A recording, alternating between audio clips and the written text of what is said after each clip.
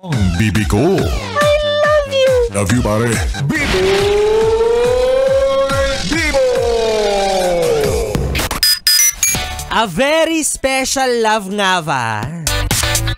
Kung yung kahit miss mo na siya, pero wala kang magawa kasi nasa original pa. Oh, yan ang sinasabi ko sa'yo. Maghintay ka kasi. Hindi mo pa schedule. Oh, ano pa lang ba ngayon? Thursday pa lang ngayon. Friday ang araw mo, ha? Para sa'yo siya ng Sabado't Linggo. Ay, nako, ewan ko ba sa'yo kasi naman. Sa dinami-dami ng pwede mong pasukan, bakit yung ganyan pang larangan? Ang hirap nung ganyan, no? Yung alam mong may kahati ka kaso wala ka namang magawa. Diba? Kasi alam mong ikaw yung sampid. Alam mong ikaw yung sabit, wala kang karapatan. Kumbaga sa lote, wala kang titulong pinanghahawakan. Oh, saet, deserve. Diba? Ginusto mo yan eh. Choice mo yan eh. Hindi mo pwedeng sabihin na, hindi ko naman alam. Hindi ko naman ginusto. Nek-nek mo. Imposibleng hindi mo nalaman along the way. At nung nalaman mo anong ginawa mo, pinagpatuloy mo, ang tigas ng ulo mo, nanggigigil ako sa'yo. Tapos ngayon umaalma-alma ka, na para bang nahihirapan ka, na para bang ikaw pa ang nag-a-adjust, na para bang yung solid mong pagmamahal ay napupunta sa wala. Ay, kawawa. Diba wala ka talagang magagawa.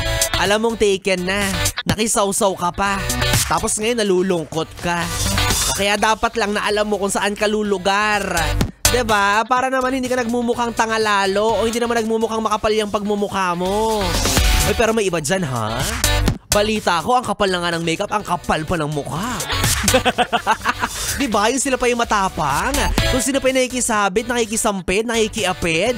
Sila pa yung may balak magsabi ng kung talagang sapat ka sa kanya, hindi siya hahanap ng iba. Ay! Sabing ganon! Gantihan mo, gantihan mo! Sabihin mo, kung takot ka sa multo, mas matakot ka sa kamao ko. Charot lang. Ewan ko ba kasi, no? Kung bakit may mga ganyang klase ng tao na talaga naman nag-e-engage sa ganyang klase ng pamamaraan para lang magka-jowa, di ba? I mean, yes, wala naman pong masamang magmahal. I mean, yes, naghahanap ka ng taong kakalingat magmamahal sa'yo. Pero ang masama, yung may karelasyon na o may epal ka pa, nakikisawsaw ka pa, nagmamukha ka tuloy desperada. Pero alam mo, no, kung hindi mo naman talaga yan ginusto, ito lang ang masasabi ko, may paraan ka naman, may choice ka naman para matuldukan na yan. Diba? Para hindi ka masangkot sa mga ganyang klase ng gawain, ganyang klase ng kaso. Una sa lahat, umiwas ka sa tukso. Sabi nga ni Eva Eugenio, o tukso, layuan mo ako. Diba? O kay Rami ng winarak na tahanan, matang pinaluha, pusong sinugatan. Kaya layuan mo na yan. Kaso, wala eh. Marupok ka talaga eh. Diba? Kinantahan ka lang ng kung malaya lang ako, kung malaya lang ako. Kala mo naman talaga malaya siya, alam mo nang hindi, pinatos mo pa. O, diba? Kaya naman kung gusto mo talaga siyang angkinin, wala na akong magagawa. Choice mo na yan. Diba? Nasa palad mo na ang pamamaraan at kasagutan. Kung feeling mo siya talaga yung mundo mo, di magpakalayo-layo kayo. Bumuo kayo ng sarili ninyong mundo. Mundo ng mga manloloko. Ay, nako, well, anyways mga yes friend, kapiling nyo na ang DJ na hinding-hindi magloloko.